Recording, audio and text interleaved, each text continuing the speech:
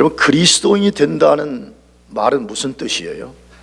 내가 예수 믿어서 그리스도인이 된다, 이 말은 무슨 뜻일까요?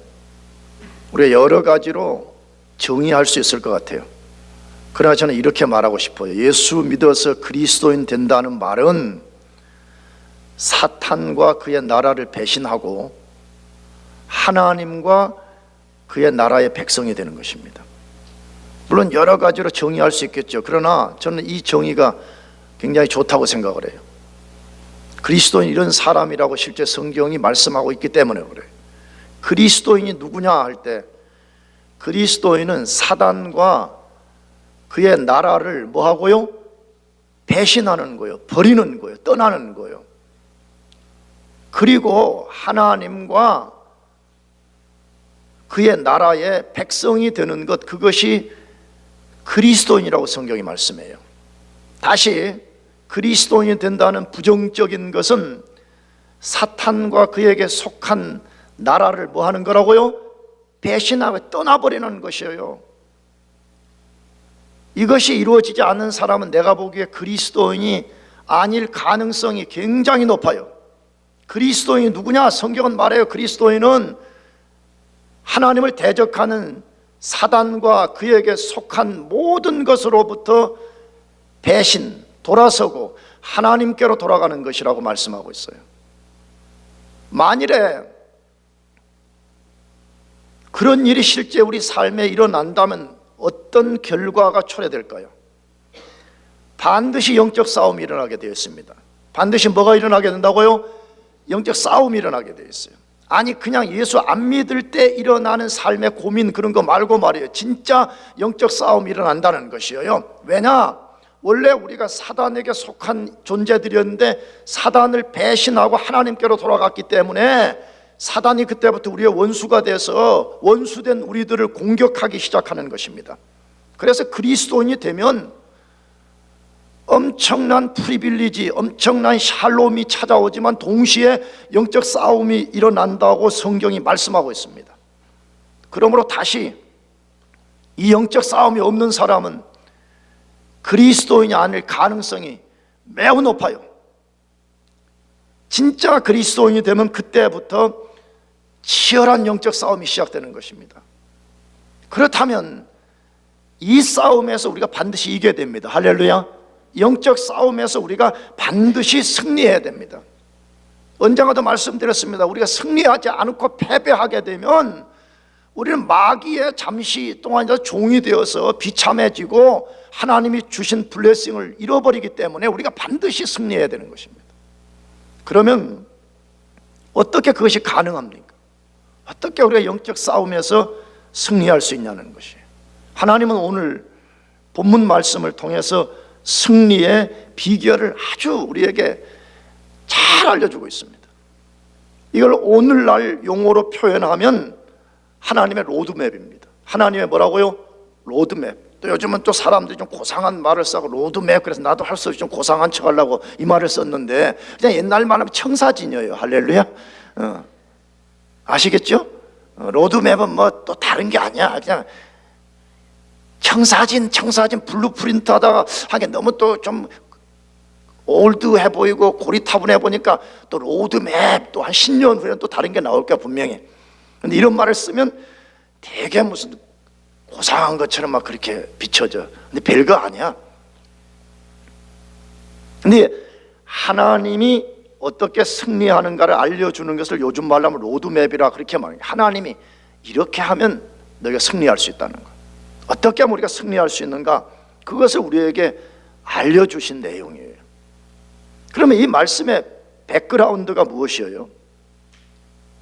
우리가 지금까지 여호수아서를 길게 우리가 다뤄왔는데 하나님이 광야의 백성들을 은혜로 기적으로 요단을 건너게 했습니다.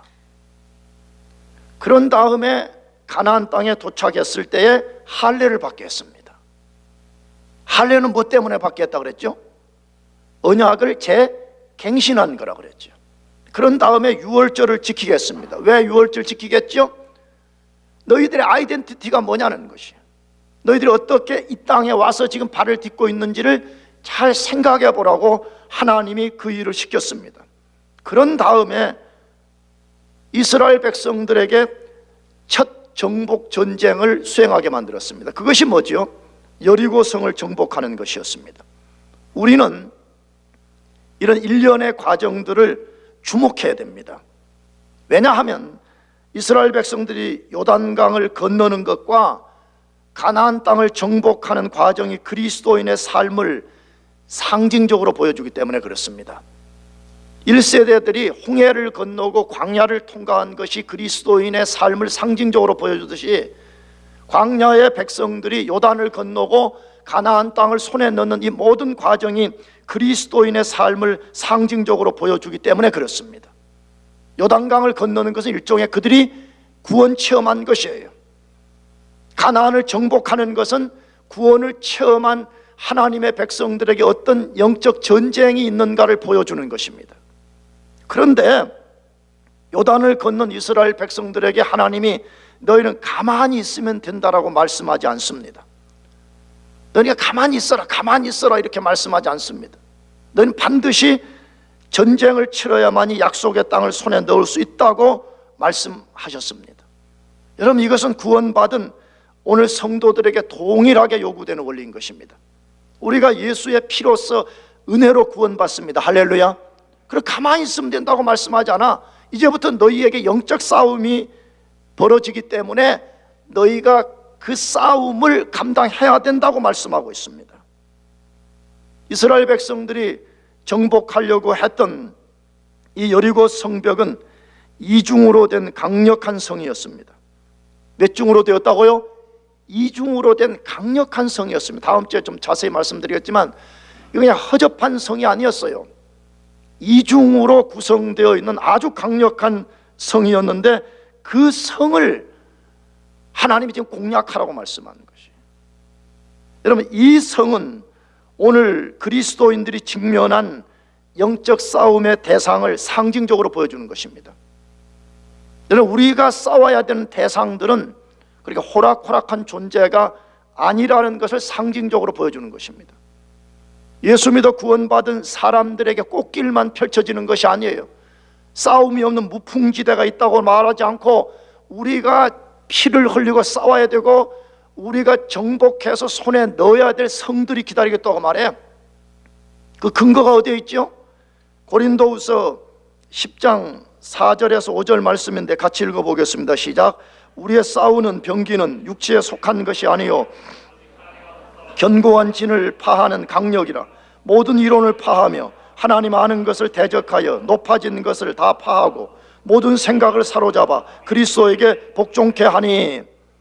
여러분, 우리 그리스도인들의 적 무너뜨려야 할 성이 무엇인가를 아주 분명하게 말씀하는 거죠. 물론 이 말씀의 문맥은 정확하게는 거짓된 이론들을 무너뜨려야 된다는 게 우리가 무너뜨려야 될 성 중에 하나가 뭐냐 그러면 거짓된 견고한 성과 같은 것들이 있다는 거예요.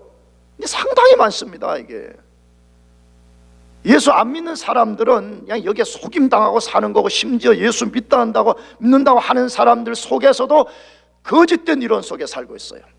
너무 그것이 많아요. 즉 그걸 이 문맥에서는 다루는 거예요. 그러나 이 문맥 속에서 뭐라고 말해요? 오직 하나님 앞에서 견고한 진을 파하는 강력이라 그렇게 되어 있습니다. 그러므로 우리 그리스도인들 앞에는 무너뜨려야 될 강력한 성이 있다는 거예요. 지금요 다 있다는 거예요. 이 진이라는 말이 성이라는 말에 똑같은 말이잖아요. 고대의 강력한 성벽과 같은 우리 삶에 무너뜨려야 될 그러한 적들, 원수들, 성벽들이 있다라고 말씀합니다. 이 성이 없는 사람은 없습니다. 다시 말씀드려요. 예수 믿어 구원받은 사람 중에서 이 무너뜨려야 될 여리고 성과 같은 성이 없는 사람은 아무도 없습니다. 만약에 없다 그러면 내가 볼 때는 그 그리스도인이 아니에요. 우리는 예수를 믿어 구원받는 순간에 그 성이 우리 앞에 생기는 것입니다. 그렇다면 어떻게 이걸 무너뜨리고 우리가 진군해 갈 수 있냐는 거예요. 어떻게 이걸 무너뜨리고 승리할 수 있냐 하는 것이에요. 하나님은 여호수아서 6장에서 세 가지 로드맵을 보여줍니다. 몇 가지를 보여준다고요? 세 가지. 근데 이 세 가지 내용이 뭐냐 그러면 여리고 성을 무너뜨리는 사건이에요. 근데 이 말씀을 읽어보면 아주 분명한 구분이 있어요. 성을 공격하기 전에 이스라엘이 해야 될 일이 있고, 그 다음에 성을 공격하는 동안에 해야 되는 일이 있고, 그 다음에 성을 점령한 후에 해야 되는 일이 있다고 분명히 말씀해. 완벽한 승리를 가져오려면 하나님의 로드맵을 따르라는 거예요. 성을 공격하기 전에 해야 될 일이 무엇이고, 성을 공격하는 중에 할 일이 무엇이고, 성을 점령한 후에 할 일이 무엇인가를 정확하게 숙지하라는 것이에요. 이 세 가지 로드맵 중에 오늘 우리는 첫 번째, 성을 공격하기 전에 해야 될 일을 통해서 승리의 비결을 배우려고 그래요. 성 공격하기 전에 해야 될 일이 있다고 말씀해요. 그렇다면 우리 인생의 견고한 진을 파하는 비결이 뭐냐 하는 것이에요. 첫 번째로는 하나님이 반드시 이기게 해 주실 것을 믿으라고 말씀해요. 하나님이 반드시 이기게 해 주실 것을 뭐라고요? 믿으라고 말해요. 다른 말로 하면 하나님의 약속을 꽉 붙잡으라고 말해요. 우리가 전쟁에 승리하는 비결은 하나님의 약속, 다시 말하면 반드시 너희로 이기게 해주겠다는 그 약속을 꽉 붙잡아야 된다고 말씀해요.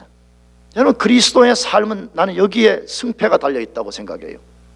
나도 여러분도 미안해요, 이런 표현을 써서 멍청하니 생각 없이 살면요 100점100패예요. 기독교는 묵상의 종교라 그렇게 말하는 것이 여기서 나오는 거예요. 우리는 성경도 안 읽어도 금방 잊어먹고 교회 왔다가 나가는 순간에 다시 세속적으로 완전히 바뀌어버리는 거예요.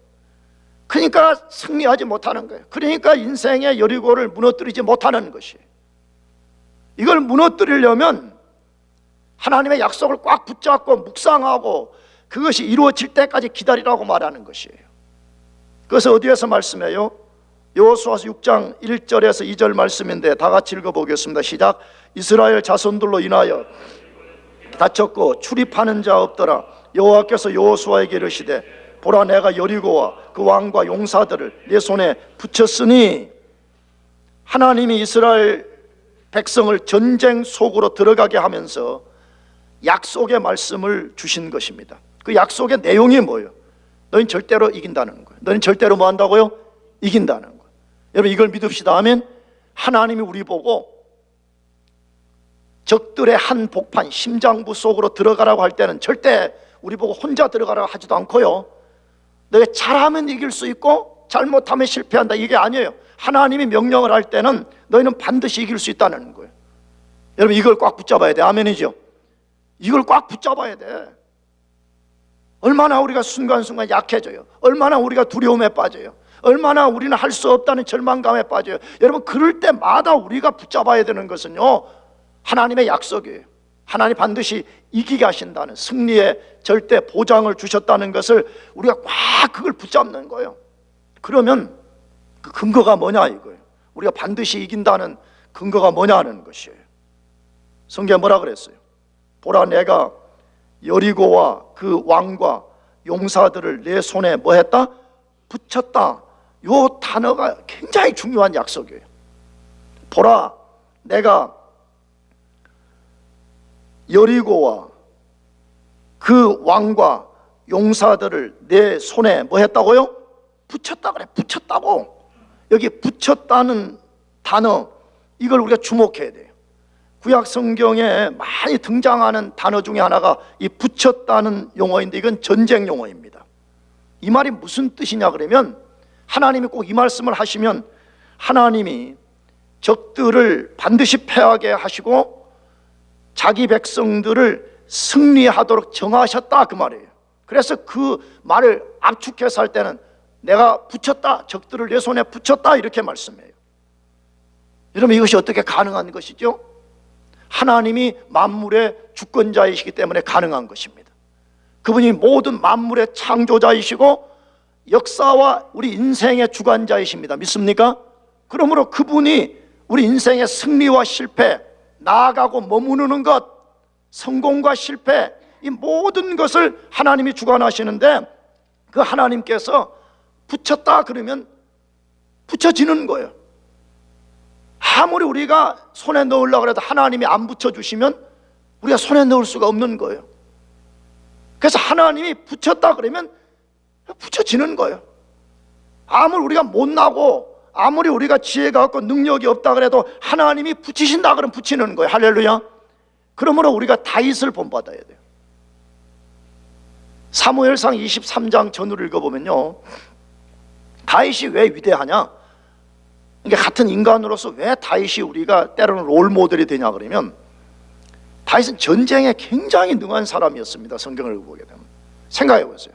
아니 물맷돌을 가지고 말이에요, 완전 무장을 한 로보캅 같은 골리앗을 무너뜨린다.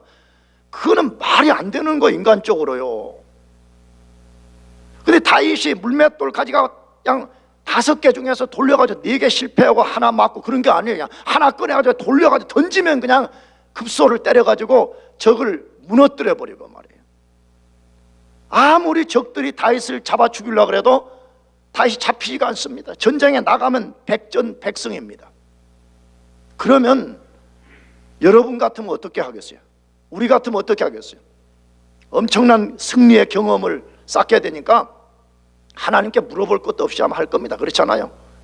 야, 이렇게 하면 적이 무너져, 이렇게 하면 우리가 이겨 하니까 자기 경험 의지할 겁니다. 그런데 사무엘상 23장 전후를 읽어보게 되면 다윗은 전쟁에 나갈 때마다 하나님께 물어봅니다. 뭘 물어보느냐? 하나님, 적들을 내 손에 붙이실 겁니까? 안 붙이실 겁니까? 이걸 물어봐요. 심지어 같은 족속을 하고 싸워서 이긴 후에도 하나님께 물어봅니다. 하나님, 블레셋 족속이 다시 쳐들어왔습니다. 내가 나가 싸울 텐데 하나님이 붙여주실 겁니까? 안 붙여주실 것입니까? 물어봅니다. 그때 하나님이 붙였다 그러면 다시 올라갑니다. 이게 승리의 비결이에요. 할렐루야. 왜? 인생과 역사와 만물의 주관자가 누구인가를 지금 분명히 보여주는 거예요. 여러분, 세상은 그렇게 말하지 않아요. 세상은 인간의 지혜와 인간의 조직과 인간의 능력으로 만물이 움직여진다라고 생각합니다. 아닙니다. 만물은 하나님 손에 있습니다. 하나님 붙이시면 이기는 거예요. 할렐루야. 그러므로 우리가 항상 이것을 우리가 구해야 되는 거예요. 하나님, 정말 내 이 일에 하나님께서 붙여주시겠습니까? 하나님, 내가 이번에 이런 일을 하려고 그러는데 하나님 이것을 붙여주시겠습니까? 내 눈으로 보기에는 불가능하지만 하나님에게는 불가능이 없으니까 하나님 이것을 붙여주시겠습니까? 하나님께 물어야 됩니다. 아멘이죠? 여러분, 그래서 기도가 필요한 거예요. 여러분, 기도하라고 자꾸 하는 거 무슨 사람 많이 모아가지고 데몬스트레이션 하려고 그러는 거 아니잖아요. 기도의 방법 외에 하나님께 물을 것이 없잖아요. 하나님께 물어봐야 되잖아요. 하나님, 내가 이번에 이러한 플랜을 갖고 하려고 그러는데 하나님 붙여주시겠습니까? 물어봐야 되잖아요. 만약 그것이 없다면 하나님, 이번에 나에게 하나님이 붙이시는 플랜을 나에게 보여주십시오 라고 우리가 기도해야 되는 거 아니에요. 하나님이 붙이시면 이깁니다. 할렐루야. 그러면 하나님이 붙이시면 이긴다는 절대적 근거가 어디 있냐 하는데, 방금 인용한 이 붙였다 하는 이 단어의 시제가 완료형으로 되어 있습니다.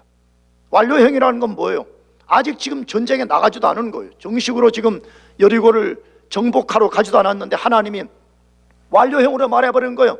이미 내 그거 다 붙여버렸다 이렇게 말하는 거예요. 여러분, 왜 이렇게 말씀하는 거예요? 하나님이 미래의 어떤 일을 반드시 성취할 때는 항상 완료형으로 말씀해버려요. 우리는 미래형으로 말해야 되잖아요. 하나님은 무슨 형으로 말한다고요? 완료형이에요. 붙였다 그러면 이제 끝난 거야 이 말이에요. 너희가 이제 승리한 거야 이 말이에요. 적은 이제 패한 거야 이렇게 말씀하시는 거예요. 하나님 우리에게 지금 약속을 하는 거예요. 뭐라고? 우리 그리스도의 삶은 반드시 승리하도록 하나님이 붙이셨다는 게 믿으시기 바랍니다. 그러면 그 근거가 뭐냐 이거예요.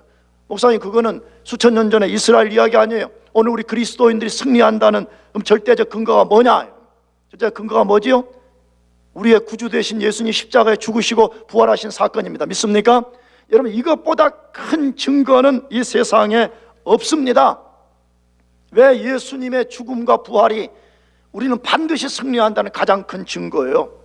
여러분, 그것만이 우리의 대적 사단 혹은 마귀 혹은 지옥 권세 혹은 세상의 모든 세력을 꺾어버린 유일한 사건이기 때문에 그렇습니다. 그러므로 이것은 여리고를 무너뜨릴 때 하나님이 붙였다고 한 것보다 내가 볼 때는 더 큰 증거입니다. 여러분이 만일에 내가 진짜 승리할 수 있는가? 내가 적을 이길 수 있는가 하는 의심과 두려움이 생길 때마다 우리는 십자가를 바라봐야 돼. 할렐루야. 왜? 이것은 가장 큰 증거이기 때문에 그래요. 그러면 십자가를 통해서 무슨 일을 하나님이 하시는 거예요 도대체? 예수님이 십자가 지기 전에 공생의 기간 동안에 이런 말씀을 하셨어요. 요한복음 12장 31절 같이 한번 읽어보겠습니다. 시작. 이제 이 세상에 심판이 이르렀으니 이 세상 임금이 쫓겨나리라. 예수님이 아직 십자가를 안 지셨어요. 공생의 기간 동안에 예수님이 미리 말씀을 해요.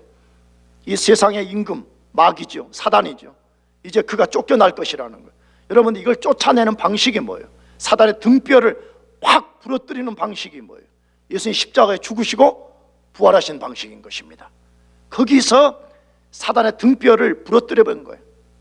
다른 말로 하게 되면 마귀의 대가리를, 마귀는 대가리라고 그래야 돼요. 마귀의 뭘요? 대가리를 여지없이 그냥 예수님이 그냥 짓밟아버려, 짓이겨버린 거예요. 짓이겨버린 거예요 지금요.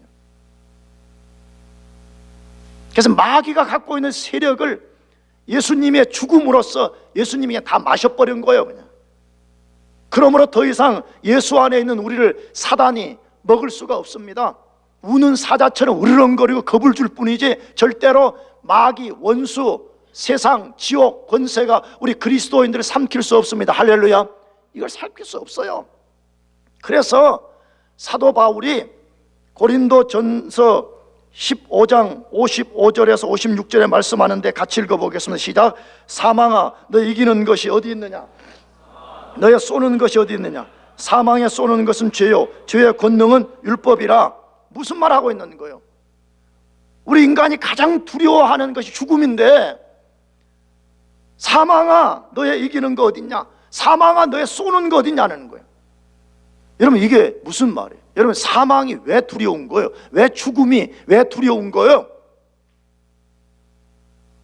만약에 스팅, 우리를 쏘는 것 같은 고통과 두려움이 없다 그러면 죽음이 뭐가 두려워요? 그냥 잠자는 것처럼 말해요. 여러분, 막 우리가 오늘 밤에 잠자는데 막 고통스러워요. 아유, 어떻게 잠이 들지? 어떻게, 이런 사람 아무도 없잖아요. 머리만 대면 자잖아요. 할렐루야. 또 자다가 교회 안 나온 사람도 있잖아요. 지금 자다가 늦게 온 사람도 있잖아요. 막 자잖아요. 막 자자. 만약 죽음이 그런 거라면 뭐가 두렵겠어요? 그런데 왜 죽음이 두려워요? 죽음 속에는 스팅, 쏘는 게 있다는 거예요. 굉장한 두려움이 있다는 거예요, 인간 속에. 근데 예수님 십자가의 죽음을 통해 가지고, 부활을 통해 가지고 그 죽음, 쏘는 것을 다 마셔버렸다. 할렐루야. 다시는 우리를 쏠 수 없다는 거예요. 다시는 우리를 영원히 죽일 수 없다는 거예요. 우리가 죽더라도 다시 산다는 거예요. 우리가 죽을 때 우리는 스팅 없이 우리가 죽을 수 있다고 말하는 것이. 그래서 성경의 말씀에 죽음은 그리스도인들에게 쏘는 존재가 아니라 천국이라는 문을 열고 들어가는 문이라고 말해. 문이라고 말해. 어떻게 이게 가능한 것이에요? 예수님의 십자가의 죽음과 부활을 통해서 이루어졌습니다. 믿습니까? 여러분, 왜 여러분들이 그렇게 염려 속에서 공부를 열심히 하고 돈을 벌고 더 높은 자리에 올라가려고 그래요? 물론 여러 가지 이거죠. 그 중에 하나가 죽음의 두려움 때문에 그런 거예요. 좀 안정된 직장을 얻어가지고 내가 좀 두려움 없이 좀 살아보겠다는 거예요.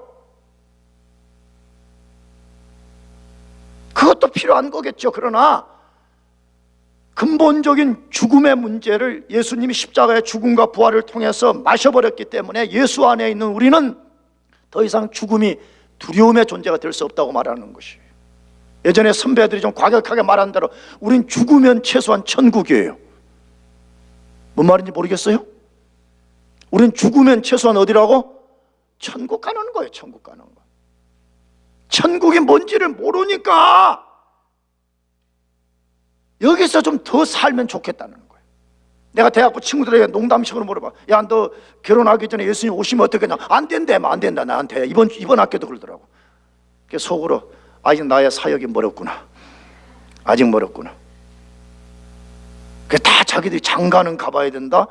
그래도 시집은 가봐야 된다 그렇게 말해. 그건 아직 결혼이 뭔지를 몰라서 그래. 결혼이 얼마나 힘든지.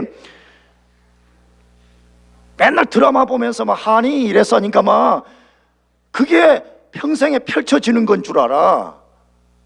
나가서 그 유한한 결혼 말고 예수님과 우리가 영원한 혼인잔치 속에서 그 기쁨과 그 복락과 그 블레싱을 아직 모르기 때문에 그러는 거예요.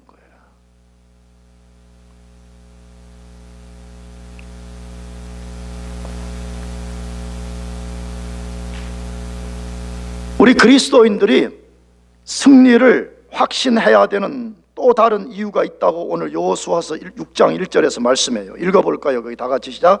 이스라엘로 인하여 여리고는 굳게 닫혔고 출입하는 자, 이스라엘로 인하여 여리고는 굳게 닫혔고 출입하는 자 없더라. 대단한 선언이죠. 그 강력한 여리고 백성들이 여리고 성문을 꽉 안에서부터 걸어 잠갔다는 거예요. 근데 지금 이 본문이 뭐 때문에 걸어 잠갔다 그래요? 누구로 인하여서? 이스라엘로 인하여 여리고는 굳게 닫혔고 출입하는 자가 없더라 그랬어요. 아니 인간적으로 보면요, 지금 여리고 백성들이 쏟아져 나와서 이스라엘 다 쳐야 되잖아요. 근데 그들이 이스라엘로 인하여 여리고는 굳게 닫혔더라 말했어요. 뭘 보여줘요? 누가 지금 겁먹었다는 거예요? 여리고성 백성들이 지금 겁먹었다는 거예요. 그러면 왜 여리고성 백성들이 겁먹은 거예요? 우리가 여호수아서를 읽어서 알지만 이스라엘 백성들 자체 때문에 겁을 먹은 게 아니었어요. 하나님 때문에요. 할렐루야. 왜 그랬어요? 하나님이 홍해 물을 마르시고 광야에서 방해하는 시온과 옥의 왕들을 죽이시고 광야에서 기적을 베푸시고 요단을 갈라서 이스라엘 백성을 건너게 하신 그 신이 지금 이스라엘 백성과 함께 했다는 것을 알고 있기 때문에 그 말을 들은 여리고 백성들이 두려움에 빠지는 거예요. 그걸 출애굽기 신명기 용어로 하게 되면 하나님이 두려움의 영을 보낸 것이에요. 성경 그렇게 돼 있어요. 하나님 무슨 영을 보낸다고요? 두려움의 영을 보내는 거예요. 미리 하나님 두려움의 영을 착 보내가지고 적들이 두려움에 빠져서 움직이지 못하게 만드시는 역사를 펼친다고 말씀해요. 여러분, 적들은 알아요.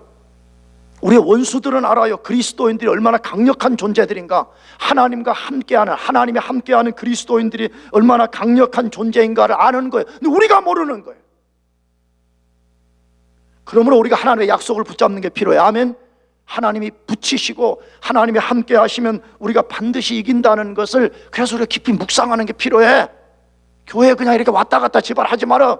무슨 교회가 액티비티 하는 단체가 아니에요. 본질이 하나님이 붙이신다 그러면 붙이신다는 걸 꽉 붙잡고 그게 이루어질 때까지 내가 묵상하고 기다리는 거예요. 여러분들이 그 승리가 있길 축복합니다. 두 번째로, 견고한 진은 어떻게 파하느냐? 하나님의 전략을 최선으로 여기고 순종하며 싸우라고 말씀해요. 다시 말해, 하나님이 이렇게 하라고 하면 그게 최선이라는 거예요. 내 논리에 맞고 안 맞고, 이게 세상적으로 맞습니다 안 맞습니다, 자꾸 그런 거 하지 말라는 거예요. 그런 거 하지 말라는 거예요. 하나님이 이렇게 하라고 하면 그게 최선이라는 게, 할렐루야. 그거 딱 믿고 순종하라는 거예요. 그거 어디에서 다루어요? 여호수아서 6장 3절에서 4절 말씀 같이 읽어보겠습니다. 시작. 너희 모든 군사는 성을 둘러 엿새 동안 그리하라. 제사장 7은 7 양강나팔을 잡고 언약궤 앞에서 행할 것이요, 제7일에는 성을 7번 돌며 제사장들은 나팔을 불 것이며, 그렇게 되어 있습니다. 여리고를 무너뜨리는 두 번째 방식을 지금 설명한 거죠.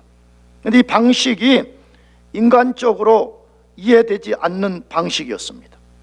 인류 역사에 이런 방식으로 성벽을 무너뜨린 케이스는 단 한 건도 없습니다. 그 방식이 무엇이에요? 제일 앞에 경계병들을 세우고, 그 다음에 두 번째에 나팔을 든 제사장들을 세우고, 그 다음 세 번째에 법궤를 맨 사람 제사장들을 세우고, 그 다음에 마지막에 이스라엘 백성들이 뒤따라서 하루에 한 바퀴씩 6일 동안 돌고 7일째는 몇 바퀴 돌아라? 7바퀴를 돌아라. 그런데 그때 나팔을 든 자들이 소리를 꽥 지르면 이스라엘 백성들 한꺼번에 소리를 질러라. 그러면 성이 무너질 것이라 이렇게 말했어요. 아, 이런 방식이 말도 되냐고. 이게 무슨 최소한 사닥다리 몇 개 준비해라, 아니면 투석기라도 몇 개 준비해라, 아니면 최소한 너희들이 가가지고 발로 막 꽝꽝꽝 해가지고 지진이 나게 만들어라. 자유주의 신학자들은 그렇게 말하잖아요. 여리고성 왜 무너졌냐 하면 이스라엘 백성들이 100만이 넘는 사람들이 돌다가 지진이 나가지고 무너졌다는 거예요. 이런 진짜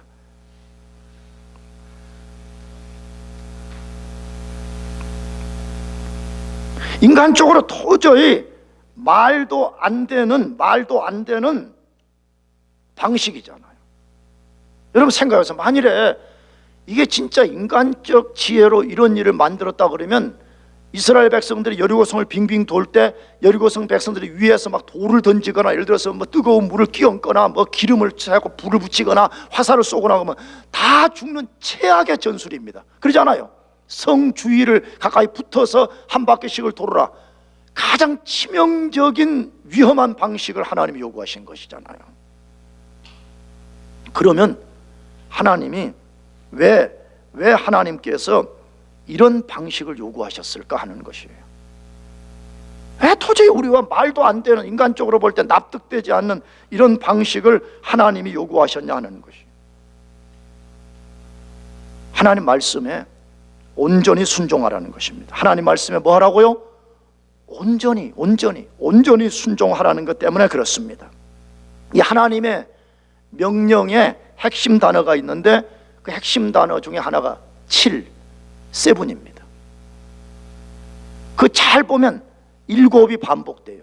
제사장 7, 양각 나팔 7, 7일 7바퀴. 여러분 뭘 말하려고 그러는 것이에요? 여러분 7이라는 숫자는 성경에서 완전을 상징하는 것인데 하나님이 자꾸 7을 강조하면서 명령을 내리는 것은 너희들이 내 말에 순종할 때 반쪽짜리만 하면 안 된다는 거예요. 어떻게 순종하라고요? 온전하게 하라, 완전하게 하라는 게 토탈리 하라는 것이에요. 그것 때문에 하나님께서 사람이 납득하기 어려운 방식을 취하시는 것이에요. 근데 잘 한번 생각해 봐요. 하나님이 광야에서 태어난 이세들에게 가나안을 정복하라고, 요단을 건너라고 할 때 도저히 인간의 상식으로는 납득이 안 되는 것을 요구했습니다. 다시 요단강 건널 때 무슨 다리 놓아서 건너라 하지 않았잖아요. 제사장들이 벗개를 메고 발을 내디디면 강이 갈라질 거다. 이건 도저히 과학적으로 이건 말이 안 되는 거잖아요. 그래, 그것은 혹시 어떻게 건넜다 해요. 길갈에 도착했어요. 야, 이제 적을 칠 절호의 찬스예요. 근데 하나님이 야, 할례 받아라. 아니 지금 노마크 찬스, 라이트 타임, 지금 적을 치기에 가장 좋은 순간에 이스라엘 백성이 가장 치명적인 상태에 빠지게 만들어버렸어요. 할례의 상태가 다 나왔어요. 이제 가자! 아니라는 게 하나님이. 너는 무슨 절을 지켜라? 유월절 지키라는 것이. 아니 그래 이제 가 치자. 너는 아무것도 필요 없다는 거예요. 너는 하루에 한 바퀴씩 돌고 7일째 7바퀴만 돌아. 하나하나의 명령이 우리 인간에게 납득되는 거 안 되는 거예요? 납득되지 않는 것입니다. 인간의 이성으로 도저히 이해될 수 없는 것을 하나님께서 요구했습니다. 왜 그러신 거예요? 내 말에 순종하라는 거예요. 누구 말이에요? 내 말에. 너희가 온전히 내 말에 순종하라는 거예요. 내 말에 순종하는 것이 승리의 비결이라는 거예요. 내 말에 순종하는 것만이 너희들이 약속을 손에 넣는 유일한 비결이라 그거 알려주는 거예요. 나가서 뭐 때문에 그러는 것이에요? 이스라엘 백성들 속에 깊이 뿌리 내린 불신앙 때문에 그런 거 아니에요? 출애굽한 1세대들이 광야에서 왜 죽었어요? 왜 죽었어요? 불신앙 때문에 죽었습니다. 순종하지 않아서 죽었습니다. 하나님이 다음 세대 기대를 한 거예요. 이제 너희들 약속의 땅에 들어가서 너희들 이제 순종하는 백성으로 살아봐라는 거예요. 너 1세대를 통해서 배우지 않았느냐? 불신앙으로 반응할 때 1세대들만 혹독하게 광야에서 죽었느냐? 그러면 너희들이 말도 안 돼 보이는 명령일지라도 내 말에 순종하는 걸 배우라는 것이에요. 그것 때문에 하나님께서 지금 인간의 논리와 맞지 않는 방법들을 계속해서 요구하고 있는 것입니다. 그러나 하나님의 말씀이 능력인 것을 믿어야 돼요. 아멘이죠? 그게 우리의 승리의 비결이에요. 아까도 말씀드렸지만요, 하나님의 방식은 우리 인간 이성으로 세상으로 볼 때 잘 납득되지 않는 게 너무 많아요. 여호수아와 이스라엘 백성이 지금 전쟁에 나가는데 나팔을 부르래요. 나팔. 아니 이게 말이 돼요? 전쟁에 나가서 지금 견고한 이중의 성벽을 무너뜨리는 나팔 부르라. 사사기 시대 때 기드온이 적을 무너뜨릴 때 하나님이 뭐 하라 그랬어요? 항아리 속에 뭘 들고 있다가? 횃불 들고 있다가 신호 보내면 항아리를 깨뜨려라. 아까 인용의 다윗, 무슨 단창을 들으는 것도 아니고 물맷돌 말이에요. 시골에 저 개울가에 굴러다니는 조약돌 그거 주워가지고 전쟁해. 인간의 이성으로는 납득되지 않는 것입니다. 그러나 그것이 하나님 앞에 최선의 방법. 할렐루야. 왜? 하나님이 전략이기 때문에 그런 것이에요. 하나님의 방식을 우리가 주목해야 돼. 하나님은요, 고린도 전서에 보게 되면 약한 자를 들어서 강한 자를 부끄럽게 하시고 어리석은 자를 들어서 지혜로운 자를 부끄럽게 만든다고 말씀하잖아요. 왜 그러는 거예요?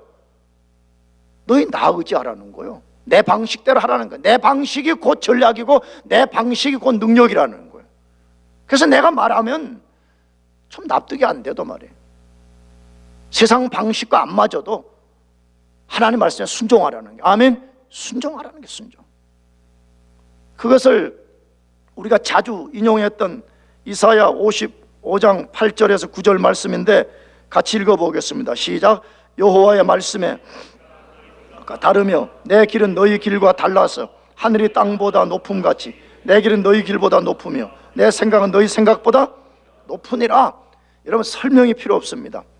다만 이해가 필요한 것이 뭐냐, 우리가 때로는 너무 갈등될 때가 많잖아요. 살다가 보면 왜 하나님이 이렇게 하시죠? 왜 이거 더 좋은데 왜 이렇게 하시죠? 할 때가 사실은 있어요. 그때 우리가 막 못 견디잖아요. 못 견디잖아요. 그러나 이 말씀에 뭐라고 말해요? 하나님이 그렇게 하실 때는 다 우리가 모르는 이유가 있다. 뭐 이유가 있다는. 우리는 다 몰라. 그냥 이것만 꽉 믿자고. 하나님이 이렇게 하실 때는 하나님의 생각이 우리 생각보다 뛰어나다는 거. 아멘이죠? 하나님의 방식이 내 방식보다 훨씬 뛰어나다고. 힘들지, 고통스럽지. 그러나 그 중에서도 말씀을 꽉 붙잡고 하나님의 전략이 최선인 것을 믿고 내가 그것을 끝까지 순종하며 가는 거예요. 여러분, 그런 사람은 승리해요. 할렐루야. 그런 사람은 반드시 승리하게 되어 있어요. 승리하게 되어 있어. 마지막 세 번째로 인생의 견고한 진 어떻게 무너뜨릴 수 있냐? 하나님을 삶의 전쟁 속에서 예배하라고 말해. 하나님을 삶의 현장 속에서 뭐 하라고요? 예배하라고. 혹은 다른 말 선포하라고 그렇게 말씀해. 하나님을 선포하라고 말해. 하나님을. 여러분, 우리 모든 삶이 하나님 앞에 예배입니다. 그 속에서 하나님을 예배하고 선포해요. 아멘. 하나님이 주인이시고 하나님이 영광을 받으실 대상이라는 것을 우리가 선포하며 사는 것이 승리의 비결이라고 말씀해. 그걸 어디서 말씀해? 여호수아서 6장 5절 다 같이 읽어보겠습니다. 시작. 제사장들이 양각나팔을, 그 나팔 소리가 너희에게 들릴 때 백성은 다 큰 소리로 외쳐 부를 것이라. 그리하면 그 성벽이 무너져 내리니 백성은 각기 앞으로 올라갈지니라. 자, 이제 다 돌고 나서 마지막에 제사장들이 무슨 나팔을 부르라 그랬어요? 답해봐요. 무슨 나팔? 무슨 나팔? 무슨 나팔? 왜 안 해? 저 뒤에는 무슨 나팔? 다 이유가 있어 지금 이러는 거야. 상균이 웃지 마. 무슨 나팔? 양각 나팔을 울려 불어라, 그렇게 말씀했어. 양각 나팔이 울려질 때 너희가 소리를 다 같이 지르면 그때 성벽이 무너질 것이라 라고 말씀했습니다. 그러면 이제 질문을 던져야 돼. 왜 양의 뿔로 된 나팔을 불게 하셨을까 하는 거. 아, 목사님 그냥 불하니까 분 거지 뭐 그때 질문이 필요해요. 그러면 무식한 거예요. 왜냐? 원래 전쟁에 나갈 때 부는 나팔은 은나팔이에요. 무슨 나팔요? 은. 골드 다음에는 실버. 그걸로 만든 나팔을 불도록 하나님이 민수기서에 이미 말씀했어요. 그러니까 전쟁에 나갈 때는 반드시 은나팔을 불어야 돼, 이스라엘 백성이. 근데 지금 여리고성을 무너뜨리는 이 전쟁에서는 하나님이 무슨 나팔 부르라 그랬다고요? 양각 나팔을 불게 하셨다, 그렇게 되어 있어요. 그러면 우리는 구약에서 나팔이 뭐 할 때 쓰여지는가 하는 것을 우리가 이해하는 것이 필요해요. 먼저 민수기 10장 9절 다 같이 읽어보겠습니다. 시작. 또 너희 땅에서 압박하는 대적을 치러 나갈 때는 나팔을 울려 불지니 그리하면 너희 하나님 여호와가 너희를 기억하고 너희를 너희 대적에게서 구원하리라. 민수기 10장은 은나팔을 만들라고 명령을 내리고 그 다음에 어떤 셀레브레이션이나 전쟁이 있을 때 이것을 불면 하나님이 임재하셔서 적들을 패하게 하고 너희를 구원할 것이라는 약속을 주신 내용이에요. 그러니까 전쟁에 나갈 때는 원래 은나팔을 불게 되어 있어요.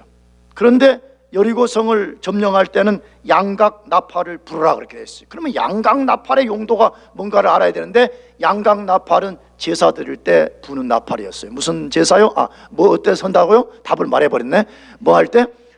제사 드릴 때 한 거예요. 제사 드릴 때. 혹은 어떤 주빌리, 희년 같은 셀레브레이션을 할 때 불게 만드셨어요. 그러면 여기 양각 나팔을 불라 그렇게 말했다는 것은 무슨 의미를 갖고 있는 것이에요? 여리고성을 무너뜨리는 이것은 단순한 전쟁이 아니라는 거예요. 이것은 제사라는 거예요. 뭐 드리는 거라고요? 지금은 하면 예배 드리는 거라는 거예요. 왜 그렇죠? 실제적으로 여리고성을 무너뜨렸을 때에 잘 봐요.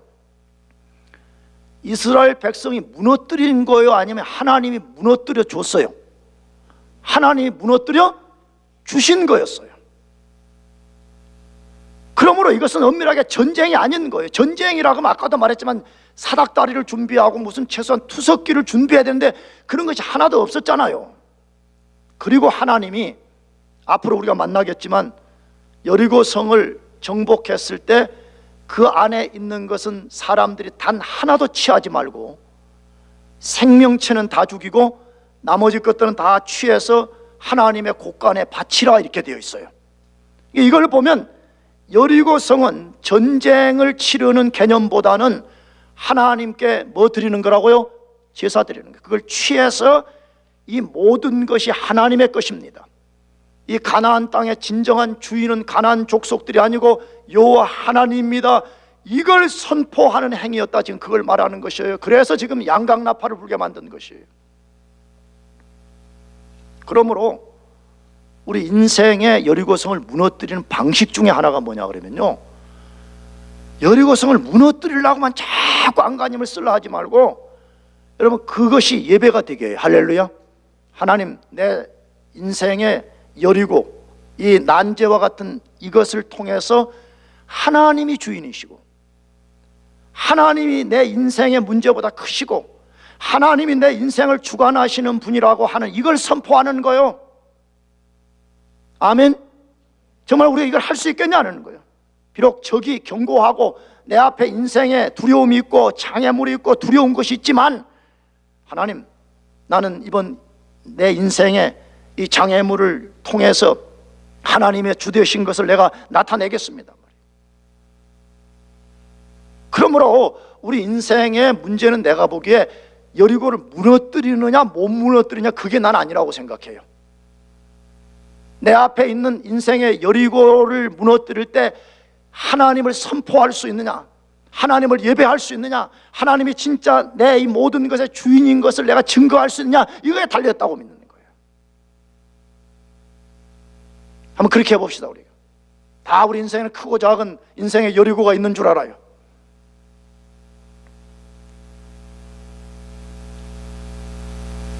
그걸 하나님께 바치겠다고 약속합시다. 할렐루야.